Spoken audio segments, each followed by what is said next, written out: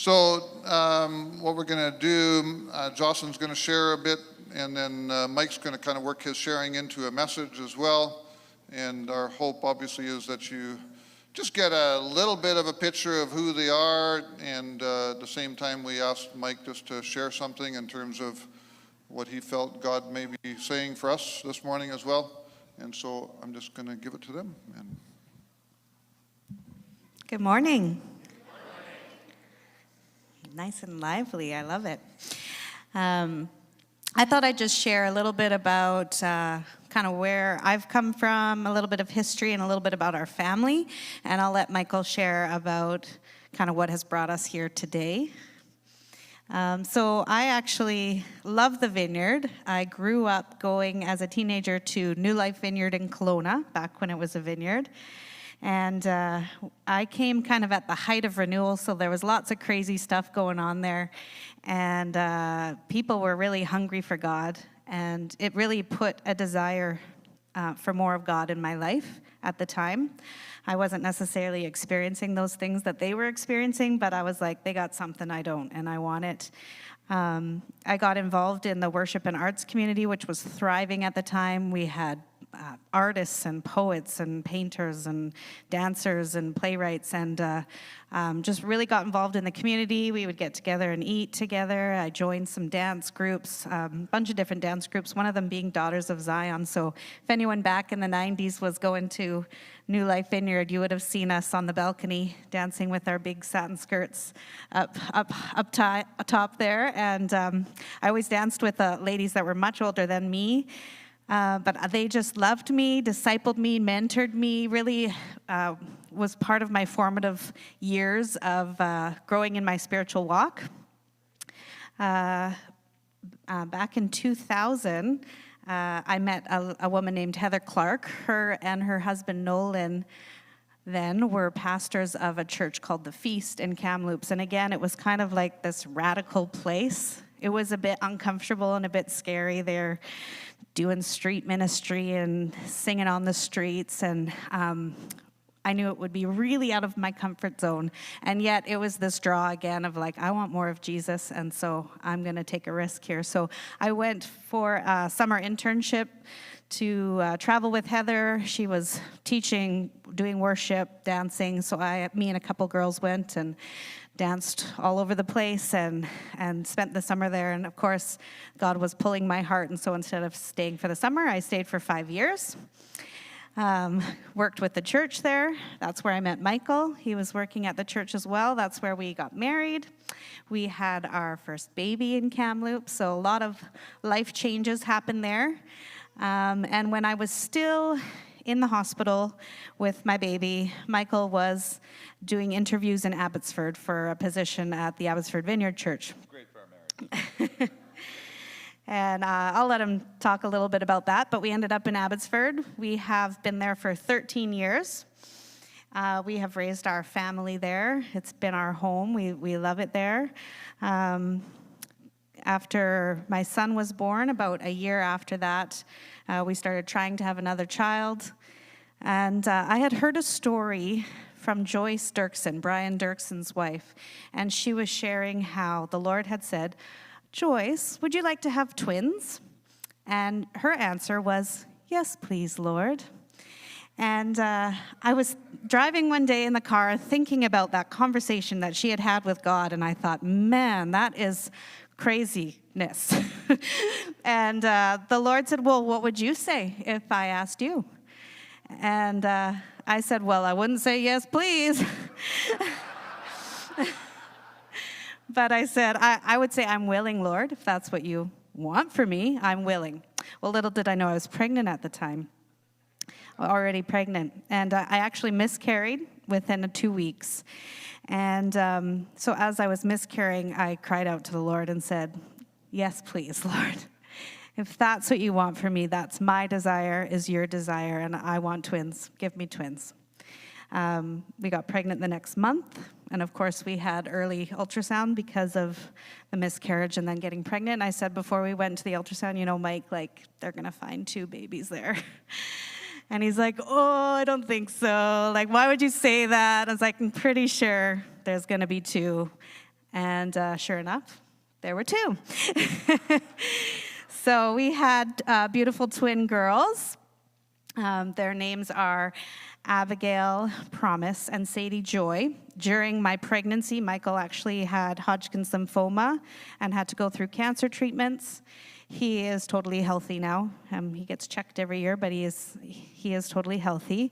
So it was quite a traumatic time, but Abby and Sadie were our joy that came at the end of a trying time. They were the promise of new life, and so their middle names represent that for us. And so we had, all of a sudden, 3 children, 2 years and under. It was craziness, chaos. We didn't ever think of adding any more to our family because, that's a lot to have that many in such a short amount of time. And by the time I kind of was like, okay, I would want to have another one maybe now, Michael was like, no, we're done. We got this perfect family.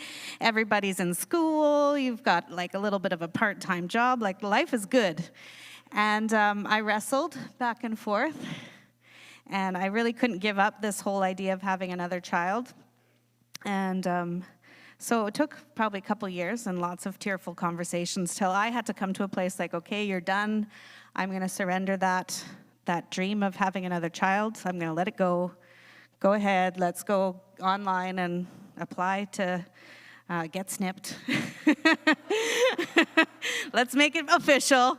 And so we did. We went online, applied, and then we got the email, call and make the appointment.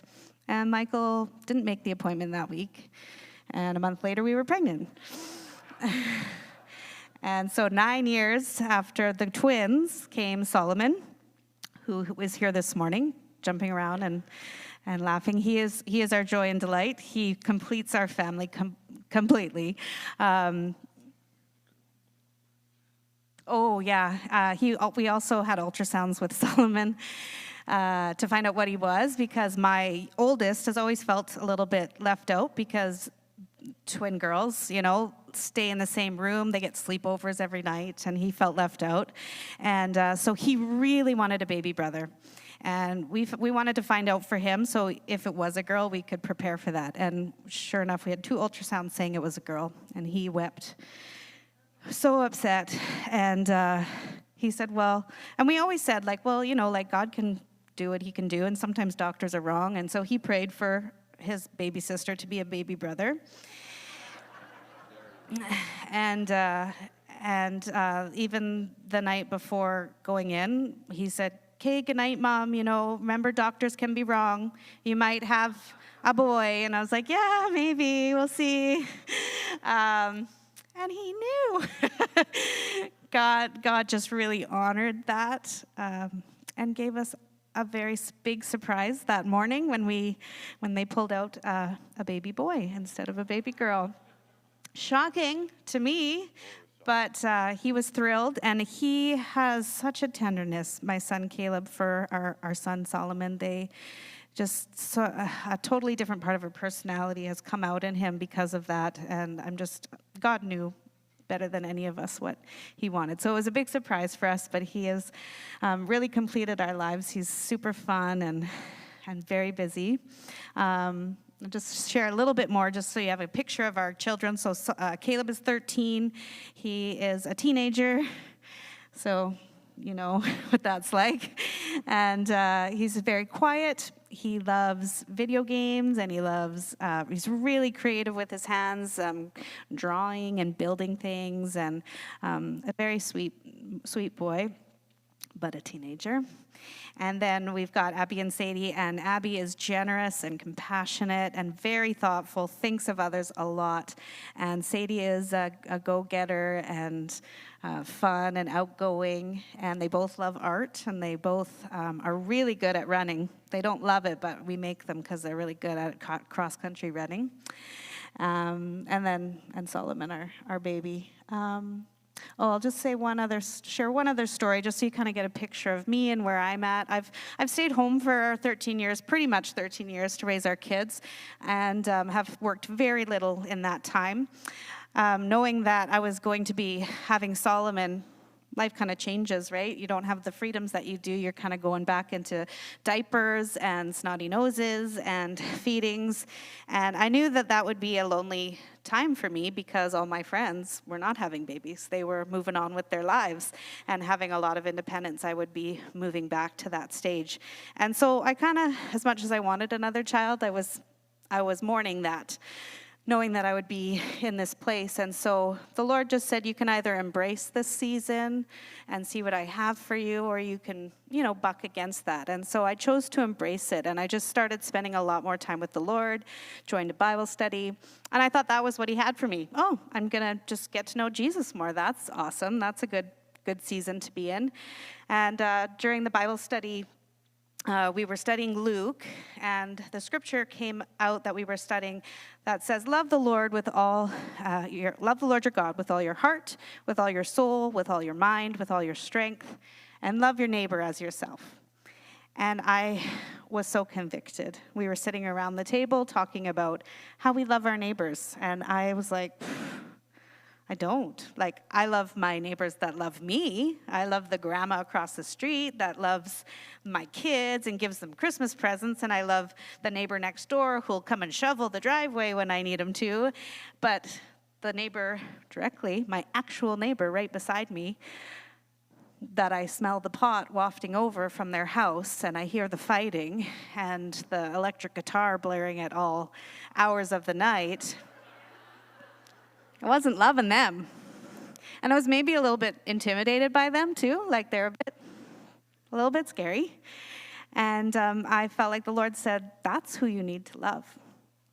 So here I am with my little baby, and I like to bake. I enjoy hospitality, and so I had baked a cake, and we had too much. So I said, I'm just going to bring over a piece of cake and reintroduce myself. I know we've lived here for 10 years, but I'm going to go do it. So I went over and was like, hi, I'm Jocelyn. I live next door. I know we haven't really talked, but here's some cake, and I'd love to get to know you.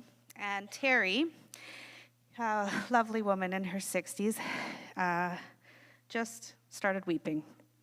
And she said, I have wanted to come knock on your door for years, and I just have never done it because I'm going through some stuff and I need someone to talk to. I was like, what? So my daughter was with me. I hug her. I say, yes, let's get together for coffee, and close the door. And I was like, Abby, that was Jesus.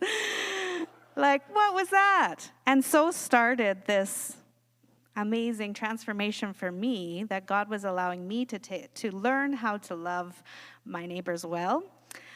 Terry and I are really good friends. We walk all the time. She allows me to pray for her. She is a support to me as much as I am to her. And her daughter is also a very big part of our life. She struggles with addiction and with eating disorders. And I've just been able to come alongside of her this last year and be a support to Terry because she's been carrying this for so long, but also just love on Emily. She's stayed with us when she's needed to detox. She's knocked on our door when she just needs someone to hold her and pray for her. And we've both just been there for her and loved on her. So it's been some incredible things have come out of this journey, and I never would have had that happen had I not been open to what God had for me, thinking, well, I'm just going to be a mom stuck at home and God's not going to use me. That's crap, right? God uses us in whatever season we are in. It doesn't matter whether we're at home with our kids or whether we're working full time or students. God can use you, and he can do huge things if we are open to him using us. So that's a bit about me. Are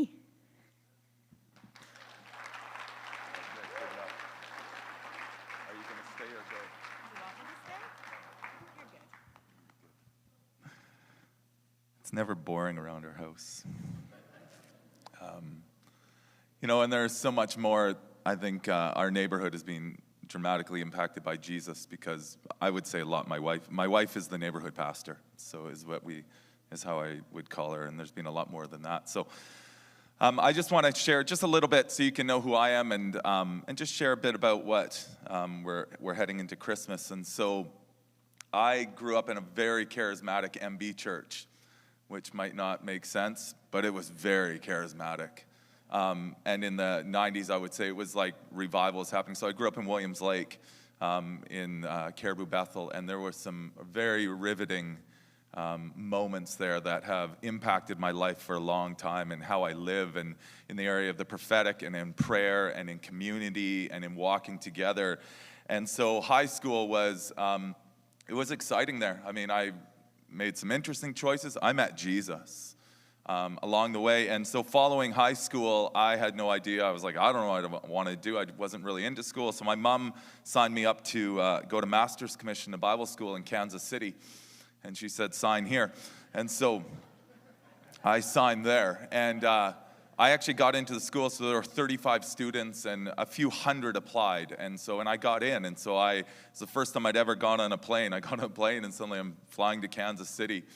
And I ended up going to a school that radically changed my life and altered the course of how I was going to live life.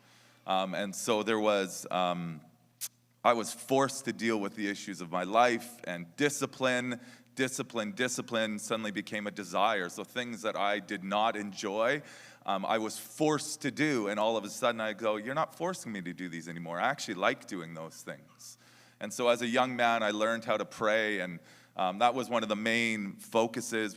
I think I was forced to go to 8 prayer meetings a week, an hour to 3 hours long. And you're like, what do you do here?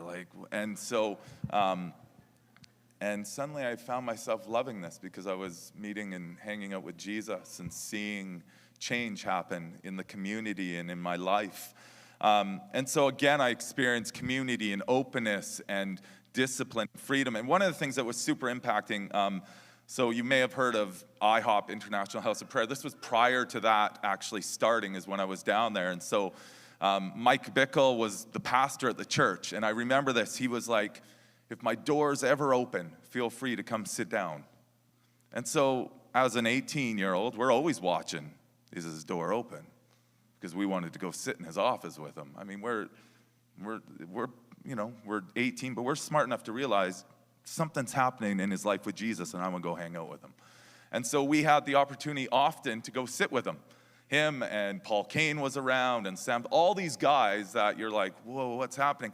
And so on a relational level, I got to hang out with them, and then we go play football together. And it was riveting. It changed my life. It changed how I actually wanted to live life, and it's changed how I pastor, because I actually want my door open so that people feel as though they can come sit down and do life with me. And so for the last 20 years, that's kind of how I've tried to live pastoring a church. And so after Kansas City, I tried desperately to stay there, and it never worked. All the words were go home, go home, go home. And so I ended up back in Williams Lake. The majority of my friends were actually at the coast, going to Columbia Bible College. I got a job at a power plant, and I was doing power engineering for a couple years and serving in the local church again, and just trying to live out the things that had birthed and grown in my life, and starting to fight for things. At that time, kind of the only people praying in the church were the women's prayer meetings, so I started going to women's prayer meetings because I wanted to hang out with Jesus, so I went to them. Suddenly it's like, I don't know what they were called, daughters of something praying in the church, and it's me. It's all the women and me, and I'm just like, I love Jesus. So I was fighting for these things that were actually really valuable in my life.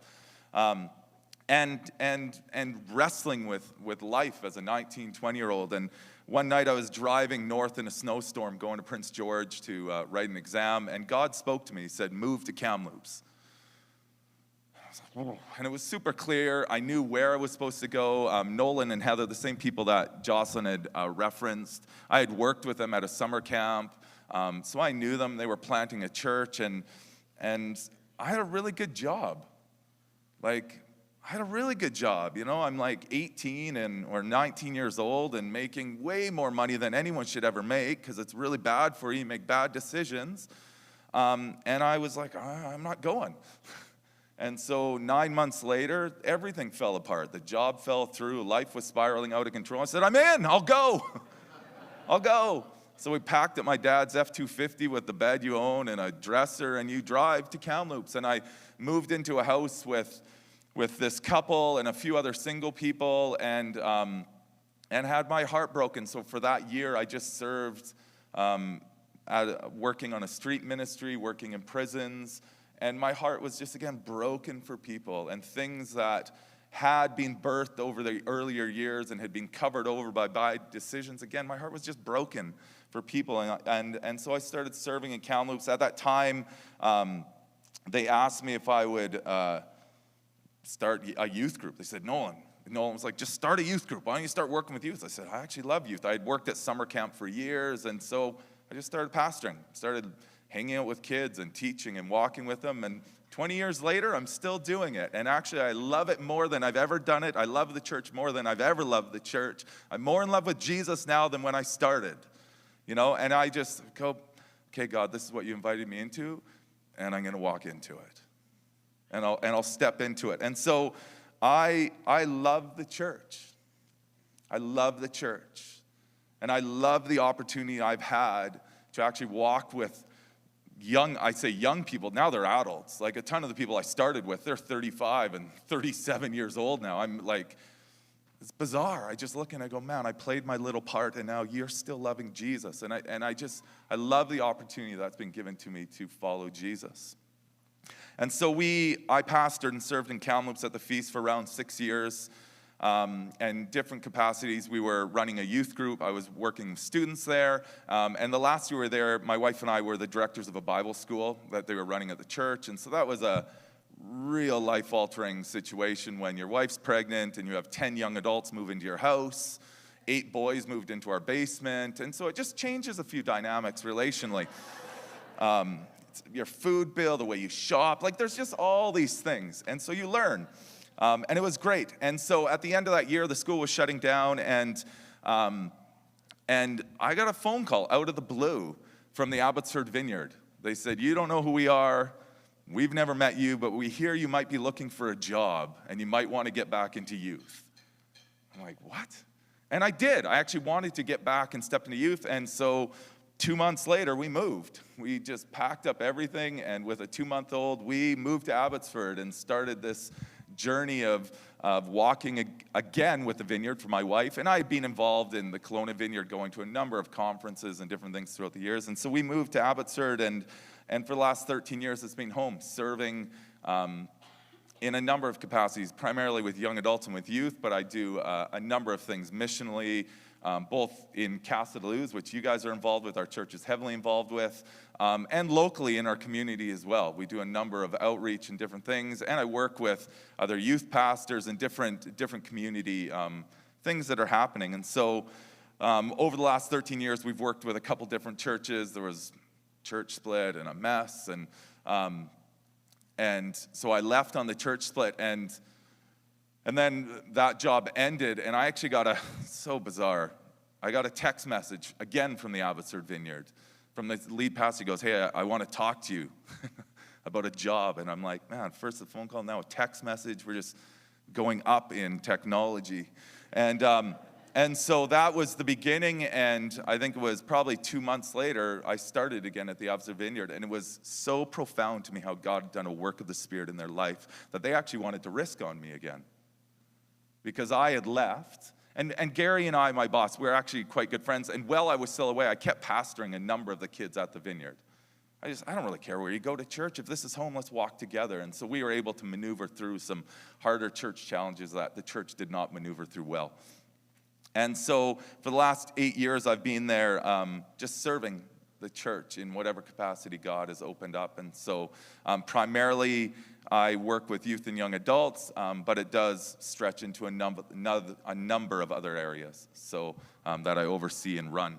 So that is a little piece of me. There's a lot of passions and desires in my soul that I have got to live out, but that's just a little bit of the journey over the last, say, 20 years of some of the things God has done in my life. As you know, a couple weeks ago, Hart shared an announcement just about this conversation and this progress or the situation we've been going through. And I just want to share a little bit from our end, because there's been some interesting things that have happened since that conversation. I go, hey, God's been saying some things. And so, as you know, we called Hart on September 21st. We just cold called him.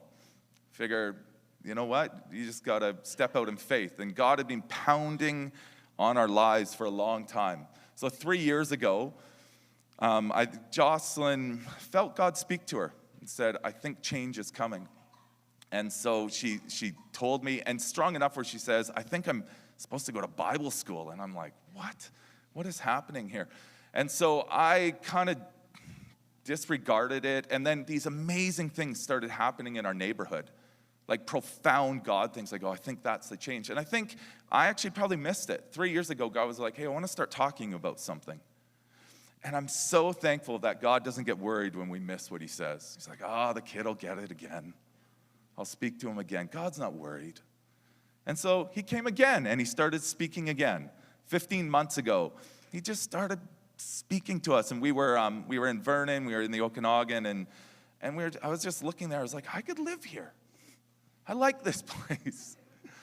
And it was a bit of like when you're in wherever you vacation, you're sitting there, you go, I could live here, as you stare out into this lake where there's nobody else. And it was one of those moments, but there was something else being seeded in our life. And so the only question that came after, I was like, but there's no Vineyard Church.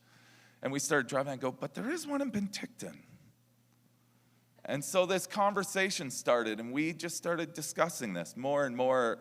And it didn't seem to ever let us go. It would go, we'd quit talking, and then all of a sudden we'd find ourselves in this discussion again. God, what are you doing?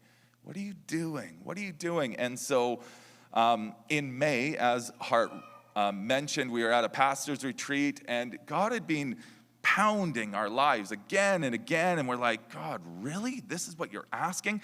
And so, yeah, I did have a conversation with them. They were sitting, we were like, let's have breakfast with Hart and Louise. I know Hart and Louise, I'm friends with them, and I am a nice person. I'm not just out for my own good, but I was asking questions on purpose. I wanted to know, Jesus, what's happening here? And so I started asking questions about what is happening in their life, what's happening in the church, because I knew what God was pounding on my soul and our hearts. And so in between May and September, we had some really, really interesting conversations, just beginning to give in to God's desire for our life. And it's hard sometimes to give in to what God wants you to do. When you have a lot of good things in your life that I'm like, I'll give up the good things in my life because God's way better. I'll give them all up because God's way better than that. He gives and he takes away, and you got to bless his name. So I have no issues giving up good things to hang on to a good God. And so on September 21st, we just cold called Hart and said, fine, we'll do this. How crazy is this? It makes sense, though. The Abbotsford Vineyard phoned me once for a job. I had no idea. Then they texted me, so it only makes sense. You would call somebody going, hey, this is what I feel God's saying.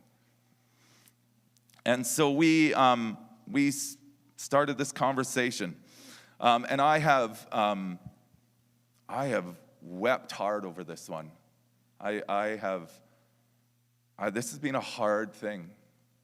Not that I'm not willing to do what God says, but because it's a big change. It's been a big thing. And I've come to this place, I'm going, God, I want the desire of your heart to be my desire, and I'll do anything to do it. And I will put anything aside to walk in what you want me to do.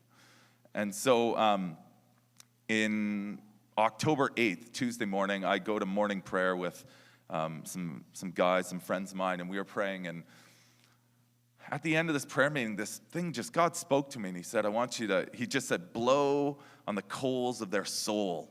And I'm like, what does that mean?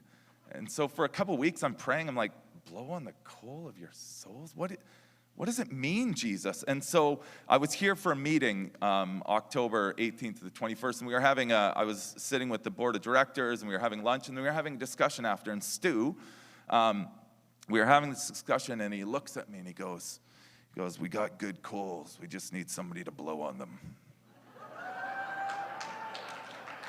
And so I'm sitting on the couch, and I'm like, what'd you say? Got good coals. We need somebody to blow on them. And so I look at my wife, and we're looking at each other going, oh, that was like, the word God gave me was so out there, and then this is so out there, and I'm like, oh, it's so Jesus. And so in that moment, I was like, I'm in. I said, I'm in. I'll do it, Jesus. And I can look back over the last 20 years of trying to follow Jesus, and I'm less likely to say, you know what, I'm going to wait 8 months or 9 months. I'm less likely to do that because everything falls apart. I'm way more likely now to just go, I'm all in. All in. And so that happened, and I actually didn't say anything to Hart and Louise or anyone sitting in that meeting. It was just this moment of, oh my, and we get in the car, and it was quite the conversation on the way home. Oh my goodness.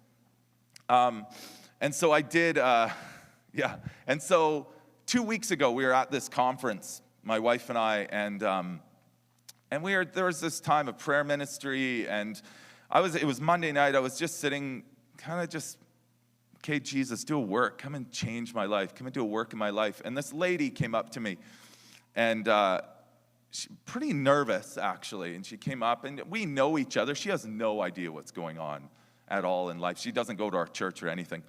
And she came up and she said, Mike, I have a word for you. I was like, okay. And she just began to share. She goes, I see your life like a root ball. And she just began to describe some of the place I'm in right now. And she goes, I keep getting the word transplant. And I was like, and I just break down and just start. I said, Lori, let me share. So I just began to share with her a little bit about what is happening in life. And she goes, oh, good, I'm on. I was too scared. I wrote the whole word down, but I didn't bring it. Let me go get it. And so she left and came back, and it was like half a page long, handwritten, and it was like the conviction of the Holy Spirit, just wham, wham, wham. And I sat there, and I was so convicted by God. I said, I'm not only in, but I said, if this is actually your desire for me to step into this, I will give everything I got to what you want me to do. And I was so convicted because I think God speaks to us at times, and we're like, fine, Jesus, I'll go do that. I'll go to my neighbors. And you're like, oh. And we disregard some of the desire of God's heart with our own attitude and all this. And so he checked my attitude. And I said, I will give everything to the desire of God's heart. If this is your desire, I'll throw in everything for it. I don't want to stand in the way of Jesus. I want to line my heart with what he says. And so we have found ourselves in this situation, going, I will follow Jesus, even though, I can say honestly, I actually wasn't looking for it. And I think that's probably why it has to be Jesus in some regards. I actually love the job I do. I think it has been one of the greatest opportunities I've had to invest in youth and young adults and in adults and to be involved in life. I love it. Things are actually really good right now. I have no problems. And that is generally the time you get to leave. When the things are the absolute best, when a lot of people are like, why would you ever do that? You have so much favor, you have so much opportunity, you have so much this. And I said, and there's no garbage awake in my trail.